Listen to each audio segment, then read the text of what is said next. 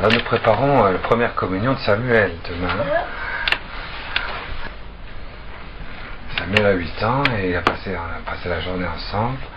Nous sommes descendus dans les précipices. Et il a fait l'expérience spirituelle de la descente vers le bas.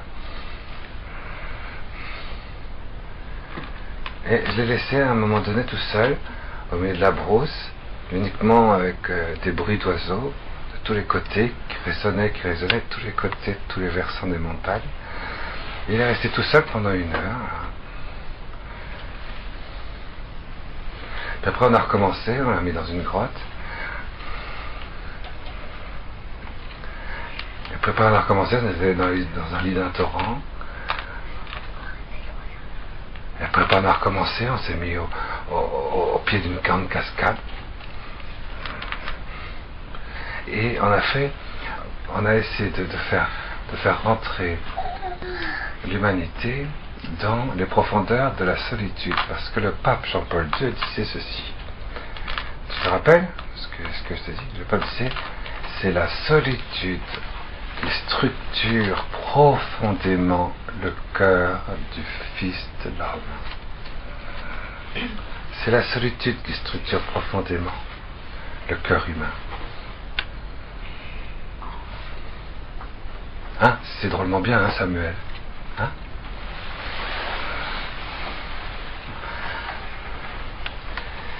Une fois qu'on a trouvé cette solitude profonde, on peut découvrir la solitude profonde du Fils de l'homme, c'est-à-dire Jésus. Ce qui fait la caractéristique de Jésus, du point de vue du cœur, c'est qu'il est seul. C'est ce qui fait d'ailleurs quelque chose de tout à fait extraordinaire. Le cœur de Jésus, ce qui structure profondément le cœur de Jésus, c'est qu'il est seul. Il est seul à Gethsémani, il est seul à souffrir. Sur la croix, il est seul. Et tous les bruits qu'il entend autour, qui sont des cris, qui sont des vociférations, c'est comme nous, qui sommes entourés par le bruit des voitures, des oiseaux. Jésus est seul au milieu de tout ça. Dieu est seul. C'est quand même extraordinaire de comprendre aussi ça, que Dieu est seul. On dit tout le temps dans la Bible, Adonai Echad. Dieu est un. Dieu est un. Et il faut rentrer à l'intérieur de la solitude vivante de Dieu. Vous voyez, regardez quand on dit ça tout de suite. C'est exactement comme pour l'Apocalypse, puisque c'est une introduction à l'Apocalypse que je fais. Quand on dit ça, on dit, oh là là, Dieu est seul. Oh mon Dieu, Jésus est seul. Et un moment de recul, quand il commence à être tout seul dans une trou, dans une grotte, ça doit être effrayant. Mais pas du tout. C'est pas du tout effrayant. Et la solitude qu'il y a à l'intérieur de Dieu, ça doit être effrayant. Mais pas du tout. C'est pas du tout effrayant. Découvrir son cœur, c'est pas effrayant. C'est de ne pas découvrir son cœur qui est effrayant. Du coup, quelqu'un qui n'a pas découvert son cœur, et cette solitude profonde qui habite le cœur de l'homme, cette solitude vivante, il a toujours peur.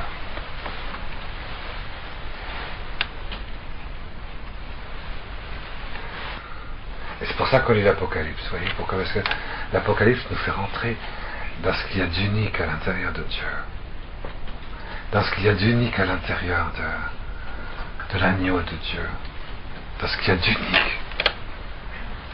Il y a quelque chose qui est unique, que lui seul il a.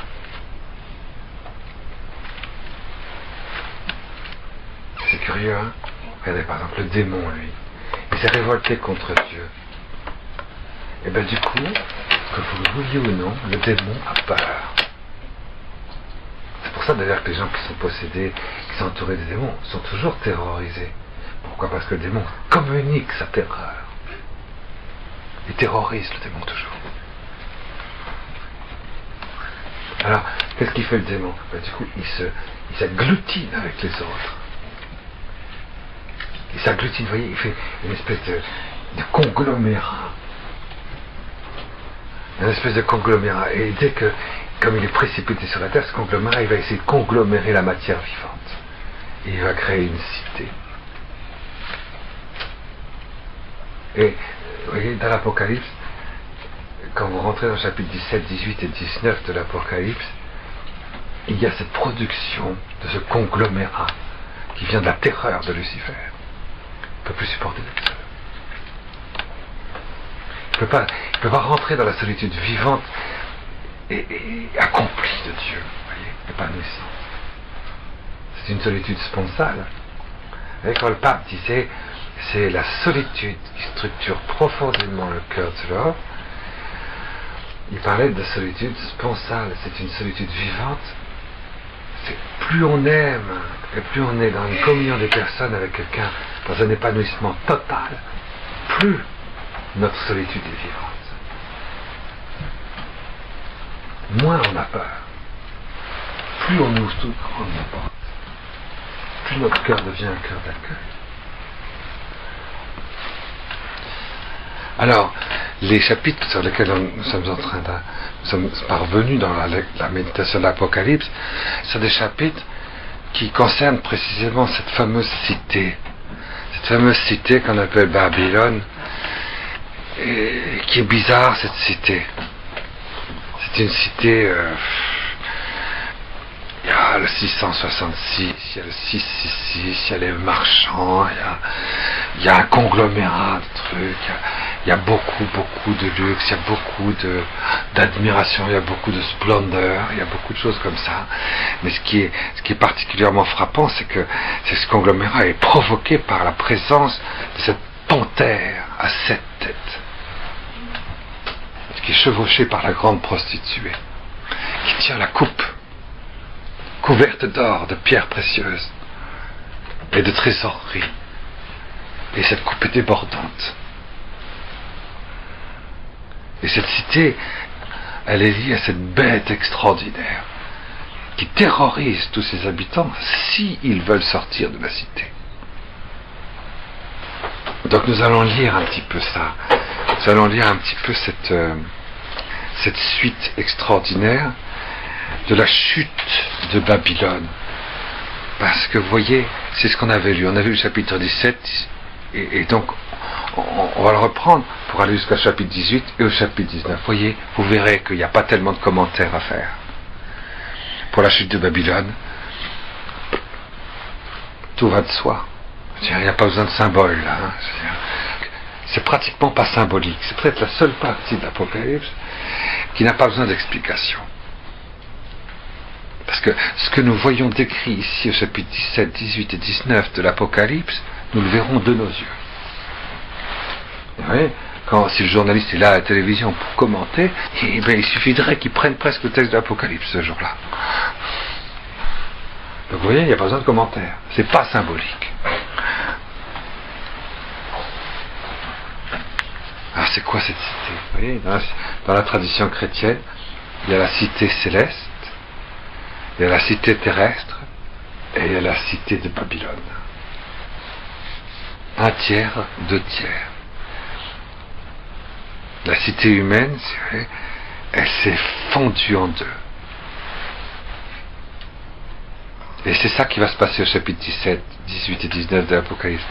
L'humanité, l'ensemble de l'humanité, en voulant s'unir pour se conglomérer ensemble, sans Dieu, va se scinder en deux. Et la Babylone, la cité luciférienne, la congrégation terrorisée, si vous voulez, mais qui du coup joue, jubile, fait des choses splendides, se rassemble, exulte ensemble dans la prostitution, vous voyez, dans l'abomination de la désolation. Alors, à ce moment-là, cette cité-là va être entièrement brûlée. Malheur à cette cité. Il ne faut pas oublier que le chapitre 17 vient tout de suite après les 7 coupes. Donc les 7 coupes, et une chose qui est très facile à comprendre dans les 7 coupes de l'Apocalypse, c'est que la coupe parfaite de l'Apocalypse, à un moment donné, elle est donnée dans le contexte de l'Antichrist, 666, vous me suivez, vous vous rappelez de ça? Et à ce moment-là, la paternité de Dieu, parce que la coupe, ça représente la paternité, la paternité de Dieu, première personne de la très sainte Trinité. Jusqu'à maintenant, on a connu le Fils. On a connu le Fils dans Jésus. À travers Jésus, le Fils nous a été donné. Le Verbe. Nous connaissons le Christ. Nous aimons Jésus. Mais le Père est dans le Fils, comme on vient de le lire dans l'évangile de Saint Jean tout à l'heure. Le Père est du dedans de Jésus, dans le Verbe. Ce qui voit le Verbe, voit le Père qui est en train de produire. Pourquoi? Il n'y a aucune différence, du point de vue de la solitude vivante de la nature de Dieu, entre le Verbe et le Père. Ils sont uniques. Ah, ça, de ce point de vue-là, c'est extraordinaire, vous voyez. Mais néanmoins, vous voyez, à un moment donné, à l'heure de l'Antichrist, 6,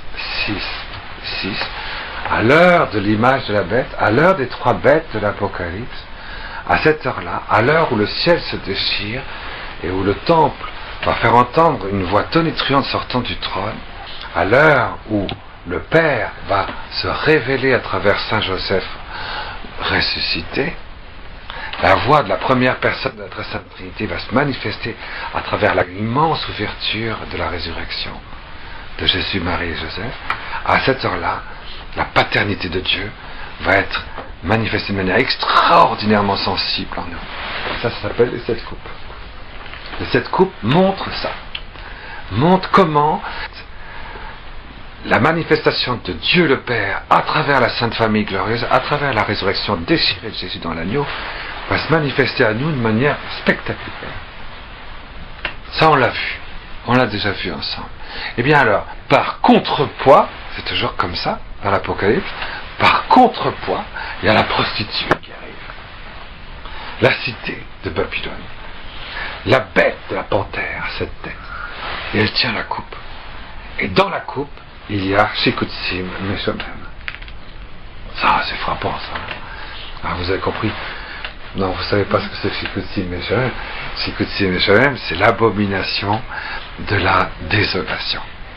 Donc, c'est quand l'humanité s'autorise à s'introduire dans le Saint des Saints, dans le corps de l'homme, réservé à Dieu le Père seul.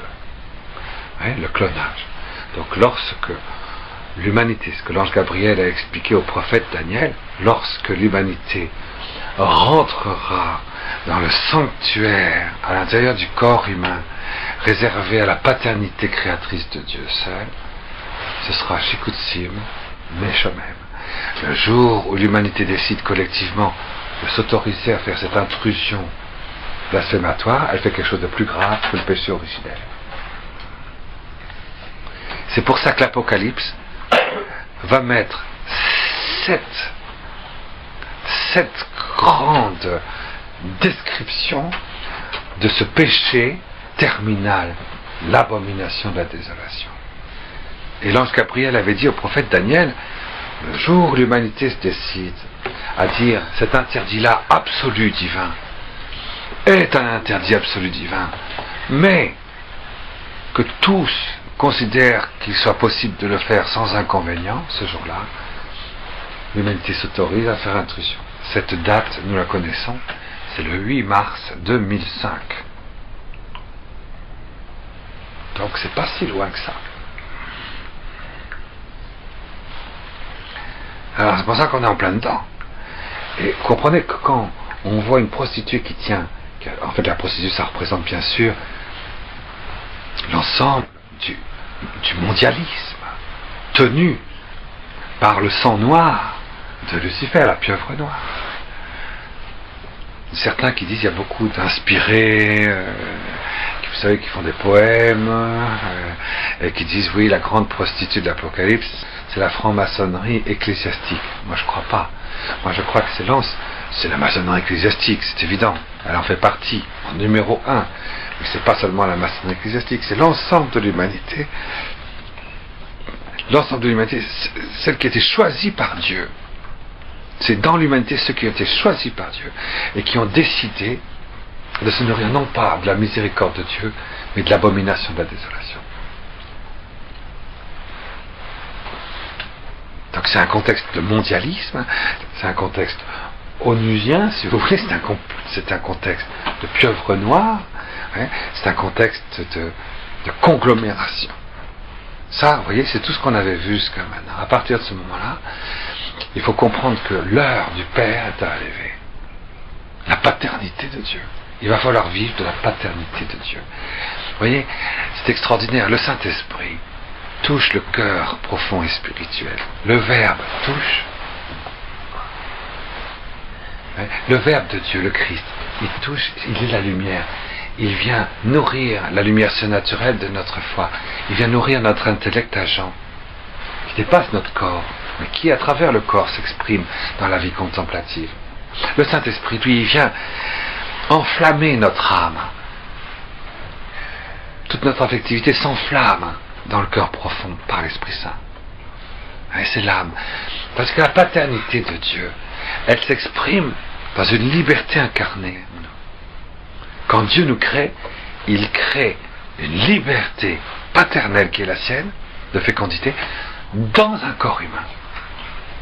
Le Verbe de Dieu, deuxième personne de la très sainte Trinité, vient à l'intérieur de nous pour mettre sa solitude extasiée à l'intérieur de notre intelligence spirituelle, notre vie contemplative, notre esprit humain.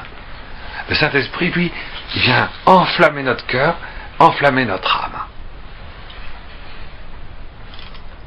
Hein, l'esprit, l'âme, le corps. Et la paternité de Dieu vient donner ce qu'il y a d'unique dans cette paternité à l'intérieur d'un corps. Il crée un nouvel être humain. Le corps est lié au Père.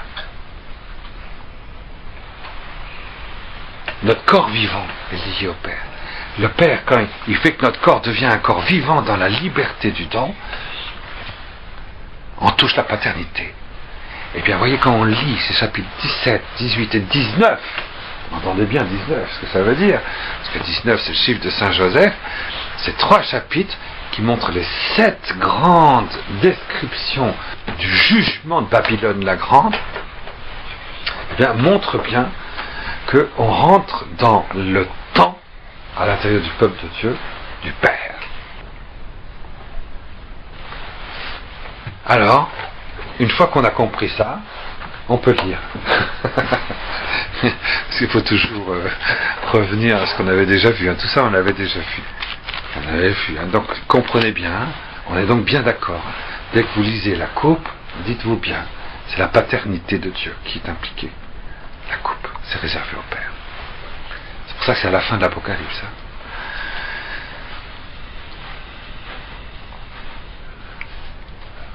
Oui, par exemple, dans l'Église catholique, personne ne pouvait toucher à la coupe. Depuis le Concile Vatican II, on a le droit, en certains cas, on peut communier par intinction au corps, au pain consacré et au vin, et à la coupe. Ça se faisait pas avant.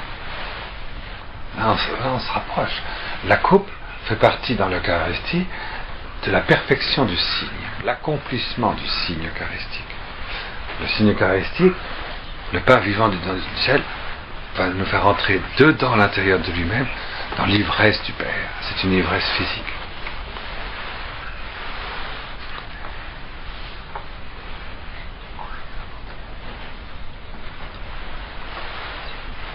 Alors, on va lire ça. Alors, on avait dit, vous voyez, si vous voulez un petit peu voir un petit peu le jugement de la prostituée,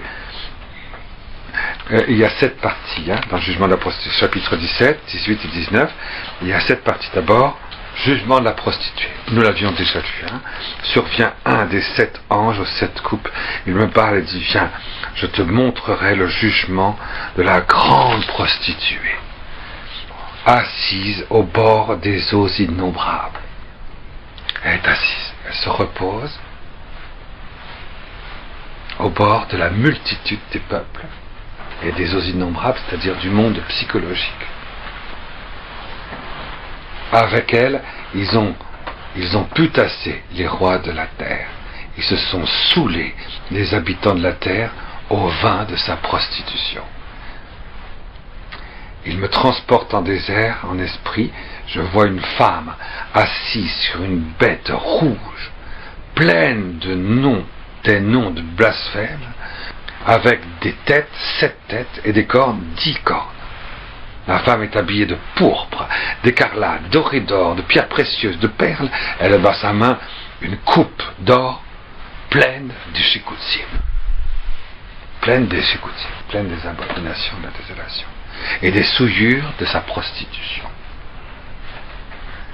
Sur son front, un nom écrit, c'est un mystère, Babylone la grande, etc.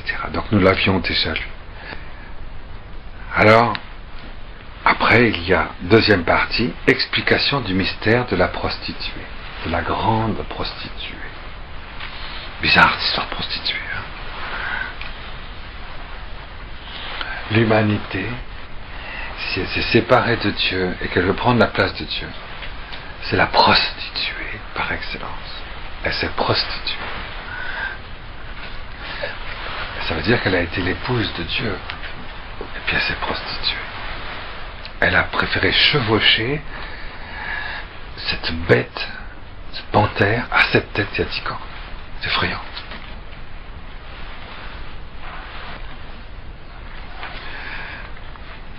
Voici l'intelligence de celui qui a l'esprit de sagesse.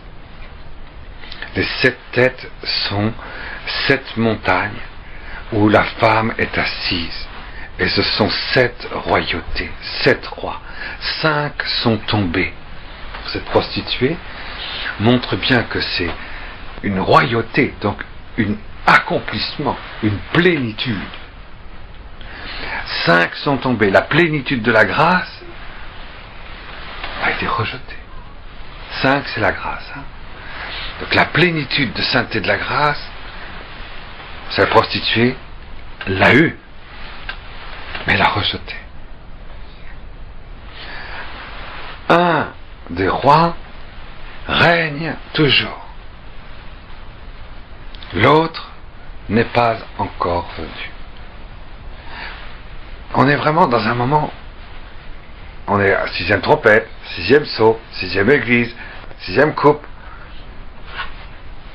6e jour de la fin, 6e jour, le moment où l'humanité doit être démasquée, ou du moins, pas démasquée, illuminée, dévoilée. L'homme, la femme vont être dévoilés. Le Christ va dévoiler la paternité du Père. La femme, l'Immaculée, la Jérusalem céleste, va dévoiler la spontanéité incréée de Dieu. C'est dans ça, le grand 6e jour de la fin des temps. Et vous voyez, le règne du Christ est toujours là, mais le règne de l'Antéchrist n'est pas complètement accompli. Donc vous voyez bien, la grande prostituée, c'est avant, et c'est ce qui déclenche, si je puis dire, c'est ce qui déclenche le règne de l'Antéchrist de 300 et demi. C'est pas tout à fait encore venu. C'est les 10 rois, ils règnent, mais leur règne n'est pas venu. Mais il y a déjà eu le rejet de la grâce. 5 règnes sont tombés. Quand il viendra, il lui fera demeurer peu de temps. Quand l'Antichrist viendra, de toute façon son règne sera très très court. La bête qui était et qui n'est plus est elle-même un 8e. Elle fait partie des 7 et elle va à sa ruine. Ça veut dire, 8 ça représente le Christ, 8 c'est le chiffre du Christ, donc ça veut dire que la plénitude, la perfection du Christ, elle tâchera de l'imiter. Elle essaiera d'avoir cette plénitude du Christ, cette plénitude du Christ cosmique, vous comprenez. Mais en fait, cette plénitude du Christ cosmique ne sera pas autre chose que la déchéance de la grâce et que la manifestation du Christ, pseudo-Christ ou antichrist. Donc c'est pour ça que c'est dit comme ça, de cette manière-là. Il y aura un 8e roi, mais ce 8e roi ne sera rien d'autre que les 7 autres.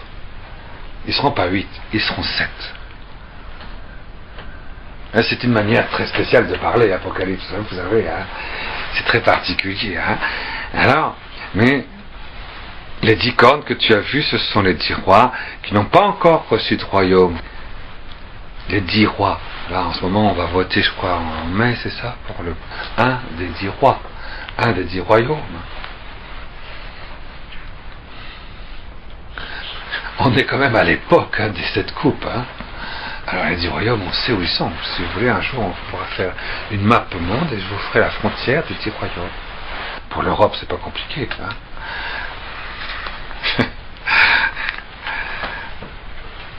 Pour l'Afrique, c'est pas compliqué. Pour les pays, pour le grand Moyen-Orient, c'est pas compliqué. Pour l'Asie, si, l'Amérique du Nord, l'Amérique du Sud, l'Océanie, voilà. Enfin, vous arrivez à 10. C'est 10, hein, il y en a 10 zones, de toute façon. Hein, c'est depuis les années 70 hein, qu'on a essayé de mettre en place les 10 zones. Qu'ils ont tous leurs accords, leurs frontières, leur cohérence et tout. Et la grande prostituée leur a donné un mot d'ordre à chacun. Chacun doit avoir une structure, chacun doit avoir une mission, chacun doit avoir une note, chacun doit avoir un accomplissement. Dans le Grand Moyen-Orient, il ne doit pas y avoir un seul chrétien. Par exemple, il faut absolument qu'il y ait une des 10 royaumes qui soit le lieu de la préservation intégrale du texte antichrist qui a été écrit en l'an 666 après Jésus-Christ. Il faut qu'il soit absolument préservé dans un royaume. Et chacun de ces royaumes va avoir une mission. Les 10 rois. Donc en principe, on va voter le non grâce à Dieu. Alors, ceux-là ont un même dessein, leur force et leur puissance, eh bien, ils les donnent à la bête. C'est la bête qui compte pour eux. La bête, elle fait en sorte que on ne puisse plus comprendre, c'est cette tête, hein, on ne puisse plus comprendre la foi. La bête, elle a 7 têtes, c'est-à-dire que, vous voyez, comme je vous ai dit tout à l'heure, le Verbe de Dieu, deuxième personne de la très sainte Trinité, illumine notre intelligence, notre intellect agent, pour qu'on puisse contempler de l'intérieur l'intimité vivante de Dieu. C'est ça la solitude vivante de Jésus sur la croix, de Jésus ressuscité, de Jésus agneau de Dieu, de Jésus assis à la droite du Père, de Jésus dans notre cœur, une solitude vivante, une solitude unique. Eh bien, la bête a 7 têtes, c'est la tête, vous voyez, c'est l'intelligence. Elle a pour but d'empêcher qu'on puisse respirer dans la lumière surnaturelle de la vie contemplative. Et les 10 royaumes n'ont qu'une seule force, un seul but, tous. Il les donne à la bête. C'est pour qu'il n'y ait pas de vie contemplative surnaturelle, la lumière surnaturelle de la foi. Il faut arracher les racines dans tous les royaumes, même dans les lieux où le christianisme est la racine même de ce royaume. Et dans la Constitution, il faut arracher les racines. C'est normal. Mais pareil. Alors on continue. Ça, nous l'avions déjà lu, c'est pour ça que je fais un parcours rapide. Les 10 cornes que tu as vues et la bête finiront par haïr la prostituée, ils la rendront déserte et nue, ils mangeront ses chairs, ils la brûleront au feu. Ça c'est important, vous voyez. Celui qui a apostasié, c'est comme un chien qui retourne à son vomissement. Le peuple d'Israël, quelque part, pour certains d'entre eux, ont apostasié dans la synagogue de Satan, dans les Illuminati. Les chrétiens ont apostasié dans la maçonnerie ecclésiastique. Eh bien, il est bien évident qu'une fois que les 10 royaumes seront installés, ces gens-là, la bête et la grande cité, n'auront aucune pitié pour eux. Ils seront déchiquetés. Déchiquetés. C'est d'ailleurs marqué dans leur protocole. Hein. Une fois qu'on aura fini de servir d'eux, de ces traîtres, de ces apostats, de ces immondes, nous les déchirerons. C'est marqué dans le protocole. Donc ne rentrez pas dans les ateliers, hein. Ça sert à rien. Vous êtes promis une destinée terrible, sans compter bien sûr celle qu'il y a après. Mais vous voyez, les 10 cornes que tu as vues, la bête haïront. Vous voyez ce projet extraordinaire de la bête, de la pieuvre noire, de la cité luciférienne, de cette conglomération mondialiste. Un de leurs buts, un de leurs aboutissements, ce sera la destruction d'Israël. L'Holocauste des Juifs. Parce qu'ils seront servis de leur apostasie quelque part, ils seront nourris de l'apostasie. Et pareil, l'Holocauste, de ce qui reste, j'allais dire, de ce côté un petit peu, odieux, il faut bien le dire, du ministère de Judas dans l'Église apostolique catholique. C'est pour ça, c'est à cause de ça, vous voyez qu'il y a certains qui assimilent la prostituée à l'ensemble de ceux qui ont apostasié et qui sont rentrés activement au service de la bête, dans le corps mystique de la bête. Ils ont chevauché le corps mystique de la bête, la panthère, à 7 têtes. Il n'y a pas besoin d'être un grand spécialiste. Bon, bien sûr que ça, c'est une interprétation, j'allais dire, un petit peu basse, on est d'accord, qu'il y a une interprétation spirituelle derrière. C'est que nous avons reçu la grâce. Et il ne faut pas, tout ce qui est en nous fait qu'on s'appuie non pas sur la grâce, mais sur nous, tandis que nous restons croyants, un royaume reste encore. Et tandis que l'Antichrist ne nous a pas encore envahis, ne nous a pas encore marqués. Ouais, alors là, si vous êtes comme ça, attention, les tièdes. Si votre centre de gravité, ce n'est pas la grâce, les 5 royaumes sont tombés. Le Christ règne encore, j'ai encore la foi. Son royaume n'est toujours pas là. L'Antichrist ne m'a toujours pas happé. Attention, c'est que tu es dans le cœur de la grande prostituée de l'Apocalypse. Celui qui est tiède n'est pas du tout choqué du clonage, par exemple. Ça ne choque pas du tout, ça c'est normal. Ton centre de gravité, c'est les 8 royaumes. C'est 888. La plénitude du Christ dans ta foi, la plénitude du Christ dans ton âme glorifiée dans l'Esprit Saint, la plénitude du Père dans la liberté du don de ton corps originel pour la mise en place du corps spirituel.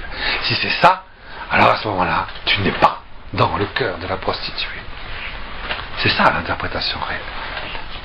Et tout ce qui en nous appartiendra à la prostituée, vous voyez, tout ça sera déchiré. Heureusement. C'est pour ça que moi j'embrasse les pieds des persécuteurs. Parce qu'ils ne déchireront que ce qui nous appartient en nous à la prostituée. C'est ça évidemment l'interprétation principale. C'est qu'il y aura une purification et le bon Dieu va se servir un petit peu comme il s'est servi d'Attila, vous voyez, à un moment donné. Attila, comme dit, Attila, il a fait du ménage. Il a fait du ménage. Il y avait un athéisme, une corruption terrible. Alors Attila, il a fait le ménage. Vengeur de Dieu, on l'a bien dit, un châtiment de Dieu, Attila. C'est un peu ça. Troisième partie, il y a 7 parties pour la chute de Babylone. Troisième partie, chapitre 18, verset 1. Après cela, je vois un autre ange descend du ciel.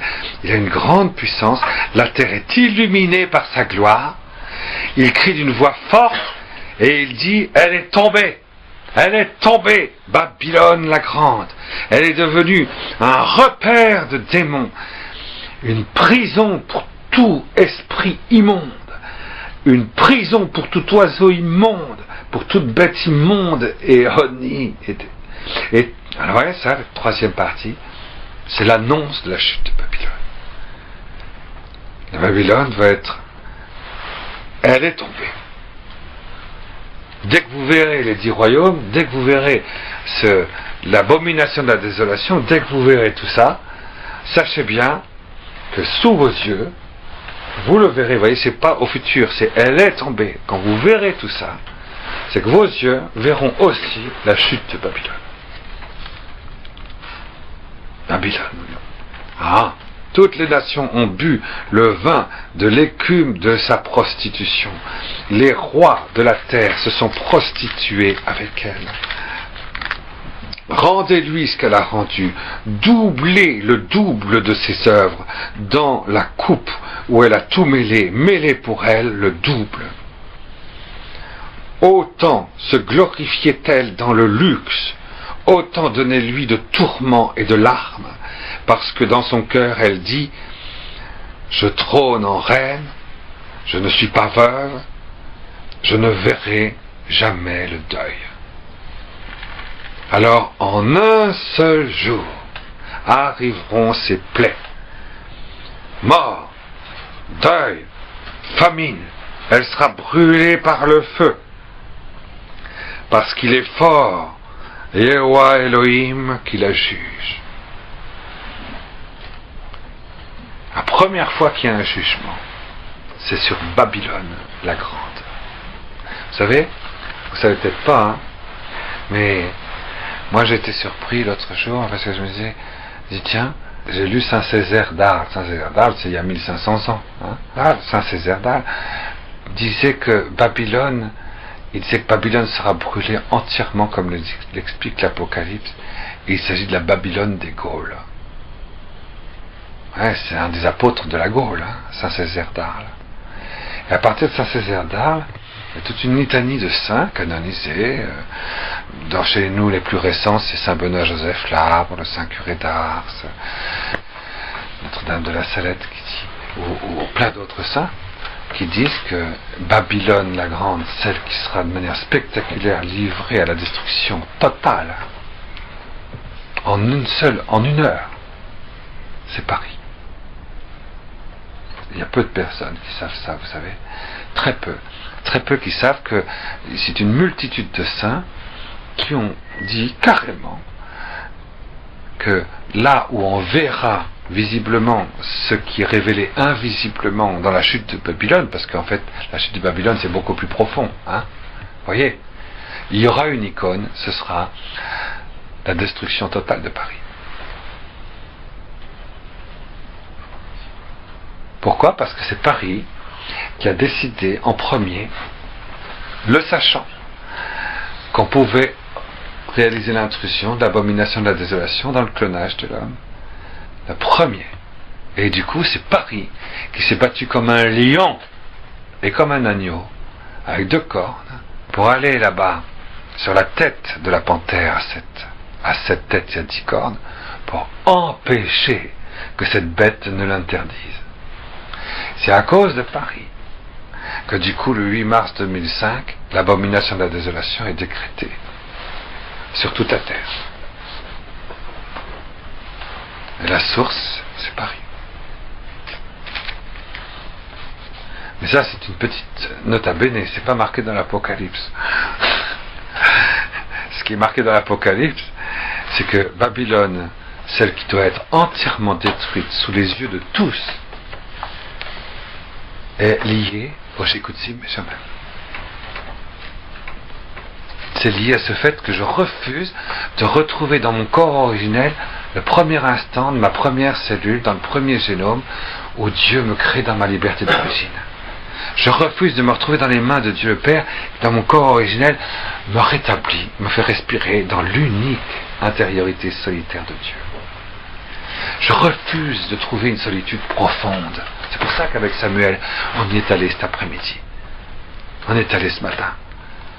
On est allé s'enfoncer en faisant 5 grands exercices pour faire surgir la joie, l'ampleur, la liberté d'une solitude profonde et habitée. C'est la solitude qui structure profondément le cœur de l'homme.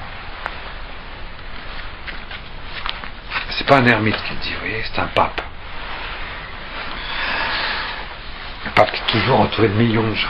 C'est la solitude qui structure profondément le cœur de l'homme. Alors, c'est la 4e partie, vous voyez, il pleure.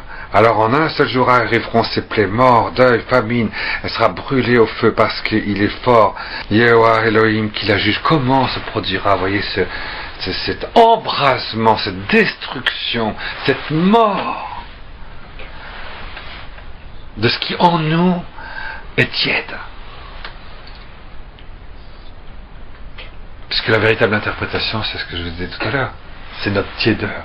On ne met pas notre centre de gravité dans les 5 royaumes, c'est-à-dire dans la grâce, l'accomplissement de la grâce, dans la plénitude de Marie, dans l'Immaculée Conception. Non, non, non. On le met, on reste croyant. On n'est pas encore absorbé par l'Antichrist, pas encore séduit, complètement. Vous voyez, pas encore. Pas encore. On est au bord. Est-ce qu'on va le prendre, c'est un plan ou pas? Sinon, on ne pourra plus acheter ni vendre. Hein? Pas encore, vous voyez, pas encore. La tiédeur, vous voyez, c'est extraordinaire. Qu'est-ce qui va faire? Cette tiédeur va être ombre, disparue. Elle va mourir. Il n'y aura plus de ferveur. C'est ce qui était indiqué dans la 6e coupe, c'est tout. C'est un essai de tonnerre. C'est ce qu'on avait vu avant. C'est la révélation de la paternité de Dieu dans notre corps humain pour réveiller et la lumière de notre intelligence qui a été obscurcie et les embrasements de notre âme et de notre cœur qui ont été éteints et attiédis. La paternité de Dieu va se manifester d'un seul coup pour nous donner une ferveur qui a la même force que celle par laquelle le Père engendre un verbe embrasé d'Esprit Saint. Et à un moment donné, vous voyez, c'est ça qui est marqué dans l'Apocalypse, à un moment donné, ça se passera, c'est pas le jugement dernier, vous voyez, c'est le jugement de Babylone la Grande. C'est le jugement de la tiédeur. On verra notre tiédeur. Ouais, on appelle ça quelquefois l'avertissement. Mais tout le monde en même temps, hein, à la même seconde, à la même minute, ça durera, dit-on, 5 à 7 minutes. Bon, puisqu'il s'est marqué 1 heure, 1 heure. Vous voyez? Il pleure et se lamente sur elle, les rois de la terre, qui avaient pu tasser avec elle et partager son luxe, quand ils voient la fumée de son incendie. Debout, au loin, en frémissant de son tourment, ils disent « Malheur, malheur, oi, oi » en grec, « oi, oi » en hébreu aussi, « oi, oi, oi » en hébreu c'est « malheur ». Mais ça se prononce « aïe ». Quand il dit « aïe », ça veut dire « malheur ». C'est ce qu'on dit pour apprendre aux enfants à dire « je » en anglais, n'est-ce pas? I am a son of God. I am a son of God. I. Si les Anglais savaient qu'à chaque fois qu'ils disaient je, c'est un grand malheur.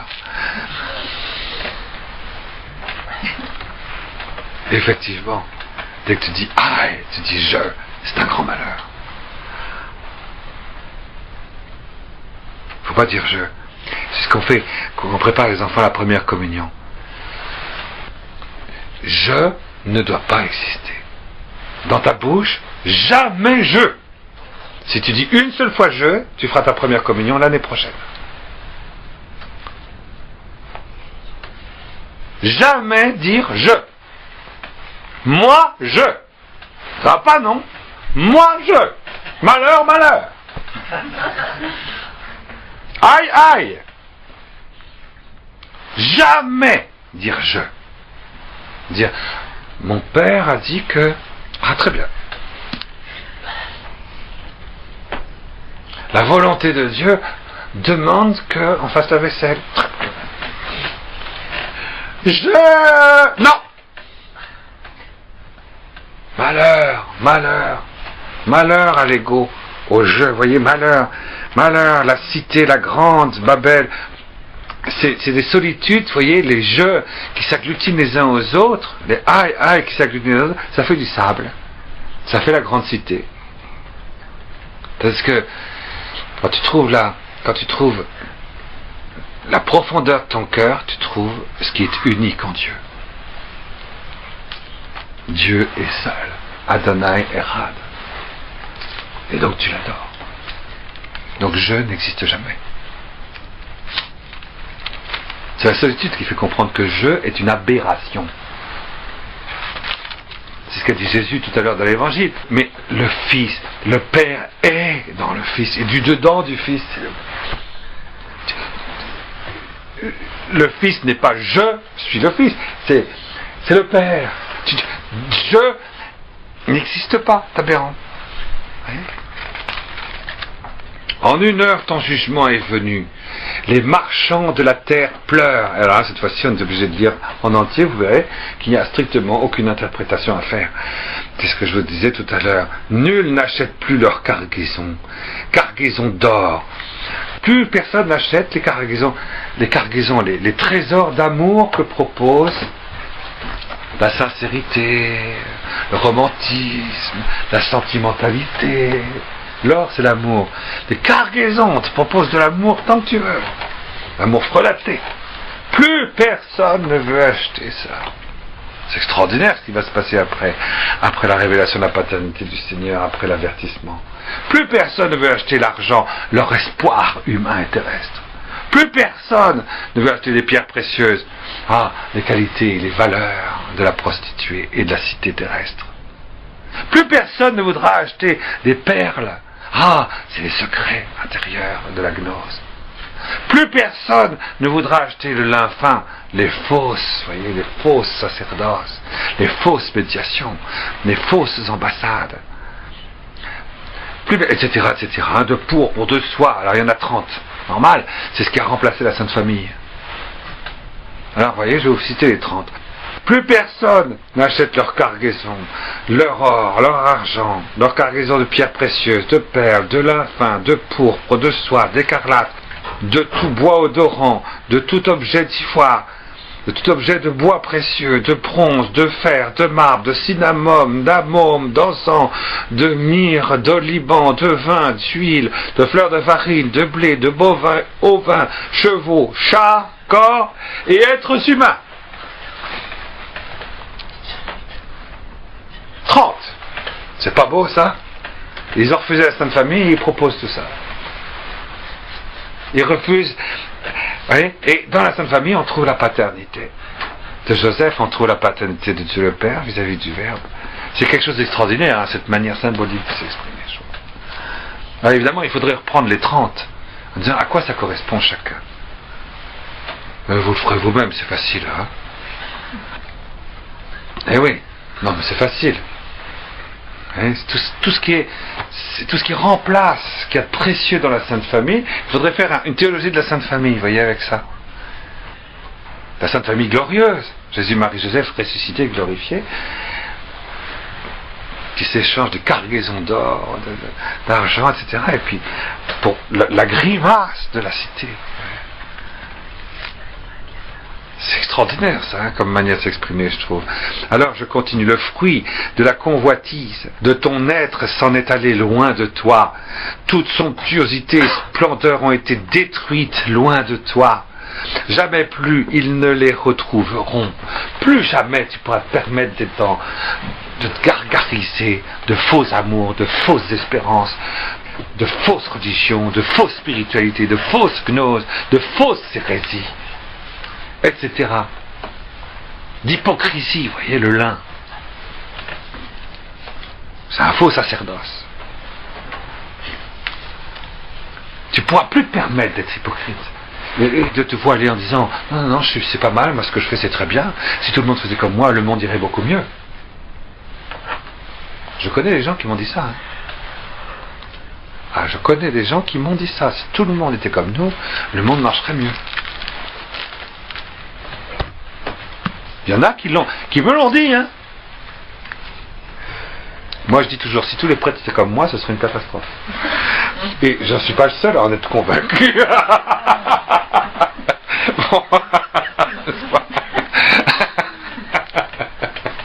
Bon, alors, vous voyez? Bon, alors, on continue. Ça veut dire qu'il n'y aura plus aucune illusion, on ne peut plus se faire illusion. On est obligé de choisir. On peut plus se faire illusion. Jusqu'à l'heure de l'antéchrist démasqué, on peut se faire illusion. En disant après tout, je fais ce que je peux. Ce qu'on dit quand on bénit la table quelquefois, Seigneur, j'apporte mes pains et mes poissons, j'espère que tu vas les multiplier. Hein? Je fais ce que je peux.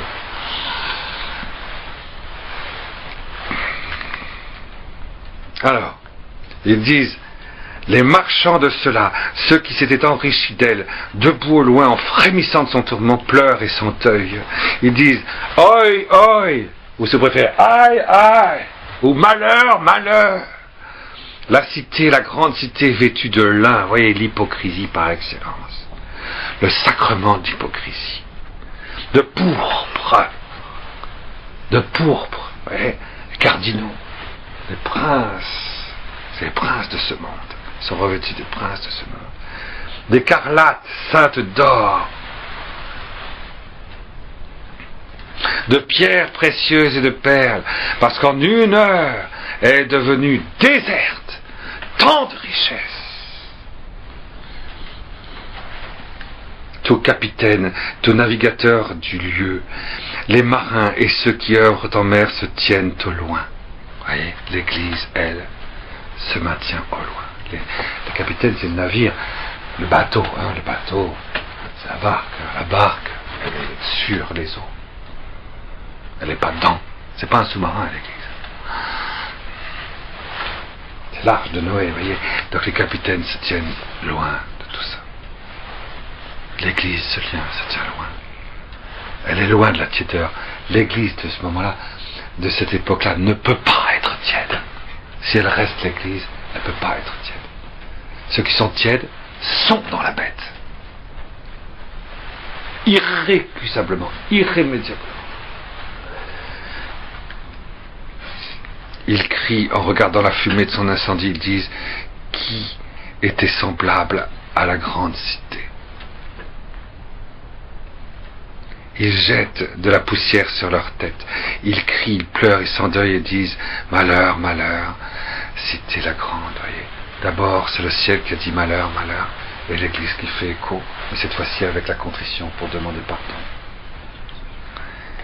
Par qui se sont enrichis tous ceux qui avaient des navires en mer, par son opulence, parce qu'elle, en une heure, elle est devenue déserte.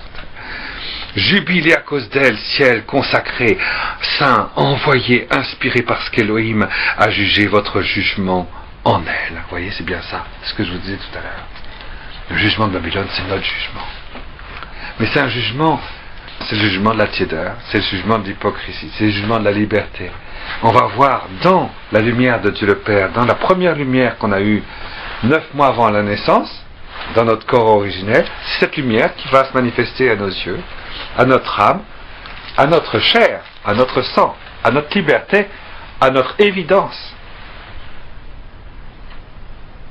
D'un seul coup, en quelques minutes.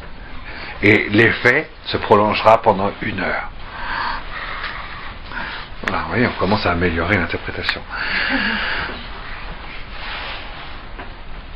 Parce qu'Élohim a jugé votre jugement au-dedans d'elle. Un seul ange, fort, soulève alors une pierre grande comme une meule. Il la jette à la mer, et il dit ainsi, d'un seul coup, elle sera jetée, Babylone la grande. Non, on ne la reverra plus jamais. C'est avec la meule qu'on moule le grain pour faire l'Eucharistie. Et la meule, c'est quoi cette meule? Vous voyez, cette meule, c'est quelque chose d'extraordinaire. C'est quelque chose qui moule, de manière à ce que le corps mystique de Jésus fasse un seul hostie eucharistique. On passe de Jésus seul à l'unique plénitude de Jésus entier, grâce à la meule. Entre-temps, il y a la meule. La meule, c'est la résurrection. C'est quelque chose de solide, une meule, hein, sinon tu n'écrases rien du tout. Et la meule, c'est cette unité profonde de la résurrection de Jésus, de Marie et Joseph. D'un seul coup, dans la mer, dans le monde psychologique, de notre âme, qui se fait encore illusion sur sa ferveur, en disant, moi, je connais Dieu, moi, je suis un catho hyper branché. Alors voyez, d'un seul coup, terminé. On va voir tout ça. On va voir tout ça, on va voir à quel point cette lumière de l'Eucharistie va s'associer à la lumière de notre corps originel dans la paternité de Dieu pour la vision et la mise en place de notre corps de résurrection. C'est quelque chose d'extraordinaire, ça. Hein. C'est une manière de parler que je trouve fantastique. Qu'est-ce que t'en penses, Jean-François? C'est quand même pas mal. Hein. Tu es largué peut-être. Non, ça va, tu suis. Non, tu suis très bien. Bon, très bien. J'étais sûr que tu suivais. Oui, la lumière de la lampe, non, elle ne brillera chez toi plus jamais. La voix de l'époux et de l'épousée, elle ne s'entendra chez toi plus jamais. Parce que tes marchands étaient les grands de la terre, parce que en tes sorcelleries, ils ont été garés, les païens, les goïms. Et là se trouve le sang des inspirés et des consacrés, de tous les égorgés de la terre. La voix des joueurs. Donc d'un seul élan, excusez-moi, j'avais sauté des versets. D'un seul élan, elle sera jetée, Babylone, la grande cité. Non, elle ne se trouvera plus jamais. La voix, et on reprend, vous voyez, la voix des joueurs de sitar, des musiciens, des flûtistes, des joueurs de chauffard. Non, elle ne s'entendra chez toi plus jamais. On va le voir pourquoi. Hein?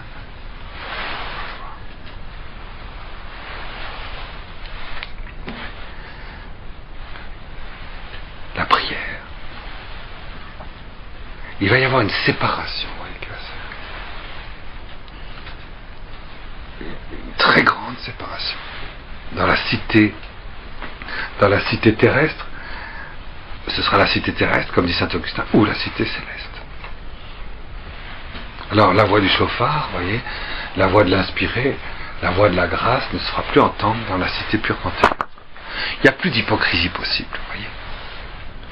La voix de l'époux et de l'épouse, la sponsalité ne s'entendra plus. Vous voyez, il n'y aura pas de communion de personne entre un homme et une femme dans la cité terrestre. Ce sera fini.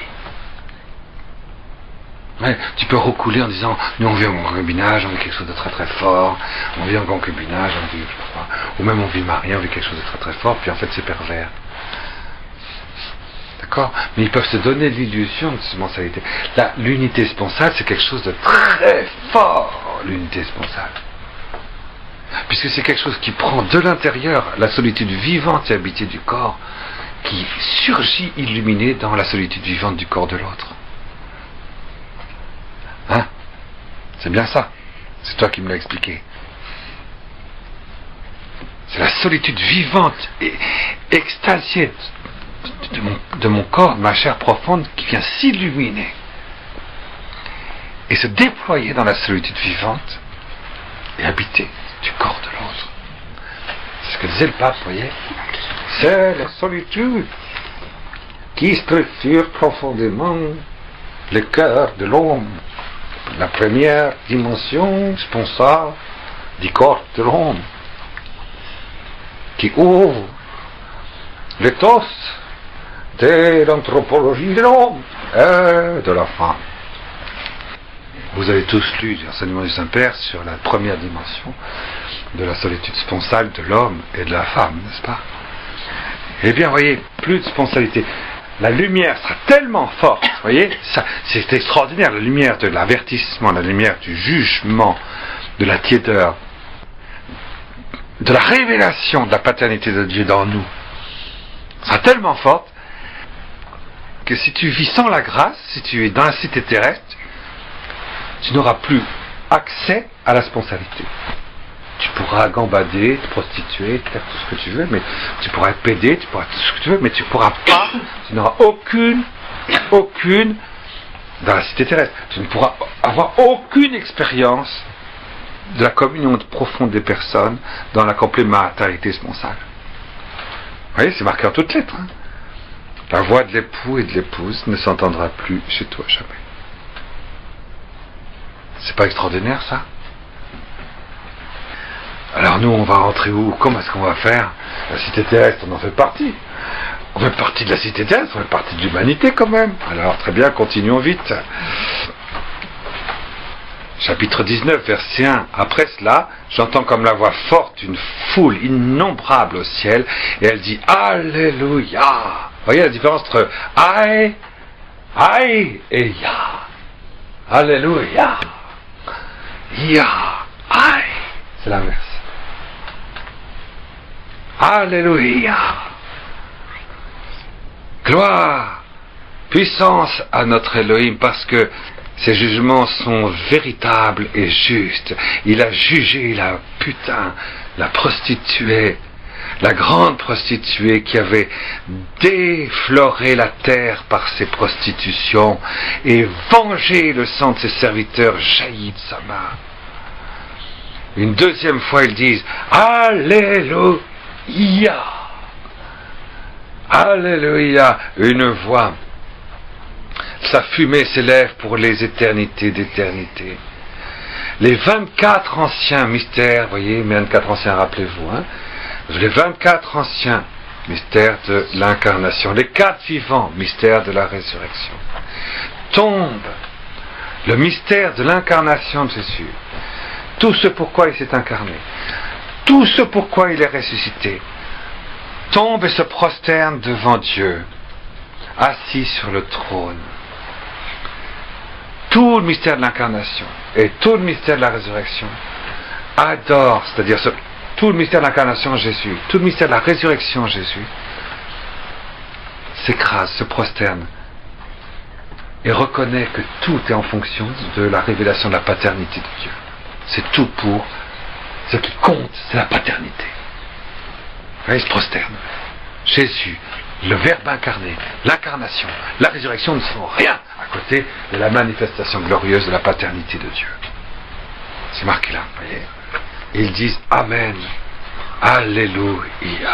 Le corps mystique vivant entier de Jésus entier commence à s'exprimer devant la paternité de Dieu, et du dedans d'elle, une voix sort du trône et dit, ça c'est Saint Joseph, vous vous rappelez que le trône, ça désigne quelque part la présence physique et glorieuse de laquelle se sert le Père, première personne de la très sainte Trinité. C'est son trône, c'est son instrument glorieux. Et nous l'appelons Joseph glorieux. J'entends donc une voix qui sort du trône qui dit « Louez notre Elohim, tous ses serviteurs, ses frémissants, les petits comme les grands. » On va rentrer dans une admiration et une louange. J'entends comme une voix d'une foule nombreuse, comme la voix des eaux innombrables, comme la voix forte des tonnerres, et elle dit Alléluia. Yahweh, Elohim Sabaoth. Jubilons, exultons, rendons-lui gloire. Elle est venue, elle est arrivée, elles sont là. La voici, les noces, vous voyez, de l'agneau. Ce qu'on dit à chaque messe, bienheureux les invités. Les voici les noces de l'agneau. Les voici les noces de l'agneau. C'est ici cette phrase, vous voyez, quand il y a la messe. Bienheureux les invités aux noces de l'agneau. Les voici, les noces de l'agneau. Ah, son épouse est prête. Son épouse est prête. Il lui a été donné de s'habiller de lin fin, resplendissant, immaculé. Oui, le lin fin, c'est les œuvres de justice des saints. Allez, on va être revêtu de la sainteté substantielle de Joseph, telle qu'elle a été révélée dans le 19e verset de l'évangile de Saint Matthieu. Et donc c'est pur. Il y a une sponsalité avec ce qui est pur et immaculé, et du coup, l'épousée est prête. Le Verbe de Dieu peut faire subsister en lui tous les membres vivants de son corps mystique vivant. L'épousée, c'est le Verbe. Le Verbe de Dieu, deuxième personne de la très sainte Trinité, n'est pas prêt vis-à-vis du Père tant qu'il n'y a pas la subsistance dans le Verbe. Vous voyez, c'est pour ça qu'on voit les 24 vieillards se prosterner et les 4 vivants. Parce que l'incarnation et la résurrection de tous les élus ne sont rien s'il n'y a pas la transverbération. La subsistance dans le Verbe, vous voyez, jusque dans la corps, le chair et le sang du corps spirituel de tous les chrétiens. À ce moment-là, l'époux et l'épousée, le père et le fils sont prêts.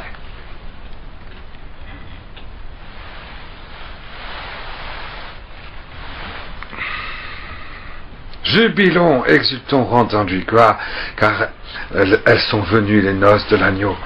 Son épouse est prête. Il lui a été donné de s'habiller de lin fin, resplendissant, pur, c'est très beau tout ça, oui. Le lin fin, c'est les œuvres de justice des saints. Il me dit, écris. Heureux les invités au festin des noces de l'agneau. En marche. En hébreu, on dit heureux, je vous l'ai dit la dernière fois, je crois. Quand vous dites heureux les pauvres en esprit, heureux ceux qui écoutent les paroles de ce livre, heureux les invités aux noces de l'agneau. En fait, en hébreu, ça se dit debout, marchons. Vous ne saviez pas ça, hein, quand vous dites heureux. Ah, tu es pauvre écrasé par la maladie, persécuté, tu vois, inconsolable. Alors debout et marche. c'est ça que ça veut dire heureux. Heureux, en marche. Ah, tu as mal, tu as un sacrifice. Tu as mal aux pieds, tu as trop froid aux pieds. Les épines t'écorchent la jambe. Heureux es-tu. Ça veut dire debout, marche, va plus vite. Enfin un sacrifice. Enfin un sacrifice. Heureux les invités au festin des noces de l'agneau. Heureux ceux qui font leur première communion. Debout, en marche. Tu vois, c'est ça. C'est quand même incroyable comme c'est beau. Il me dit, ces paroles d'Élohim sont véridiques. Je tombais à ses pieds pour me prosterner devant lui. Il me dit, voilà, non, je suis un compagnon de service comme toi et tes frères, possédant en moi le témoignage de Yeshua, de Jésus. Prosterne-toi et adore Elohim, la très sainte Trinité. Oui, le témoignage de Jésus est le souffle de l'inspiration. Oh, ça c'est une traduction de... Là-bas, il y a un petit livre, là, blanc. Vous allez me le passer. Oui, parce que j'aime pas trop ici cette dernière traduction. Et on termine d'ailleurs par là, chapitre 19, verset 10. Et il me dit, écris, heureux ceux qui sont invités au festin de noces de l'agneau. Puis il me dit, ce sont les paroles véritables de Dieu. Et je tombais à ses pieds pour l'adorer. Il tombe à ses pieds pour adorer une créature. Non, tu n'adoreras pas, hein, Joseph. Hein. Il me dit, garde-toi de le faire. Je suis serviteur avec toi et avec ceux qui possèdent le témoignage de Jésus. C'est Dieu que tu dois adorer. Car le témoignage de Jésus, c'est l'esprit de la prophétie. Ah, je préfère. Le témoignage de Jésus, c'est l'esprit de la prophétie. Si tu veux être martyr, si tu veux témoigner, alors tu témoignes de la fin. Tu témoignes des noces de l'agneau. Vous voyez bien que le jugement de la prostituée, et j'en ai fini, vous voyez, on a eu les 7 parties du jugement de la grande prostituée et de la cité de Babylone la Grande. Ça s'est produit en 7 parties. C'est pour montrer à quel point c'est important l'équivalent du péché originel à la fin. L'abomination de la désolation. J'écoute mes chemins, puisque ça prend 7 parties dans l'Apocalypse.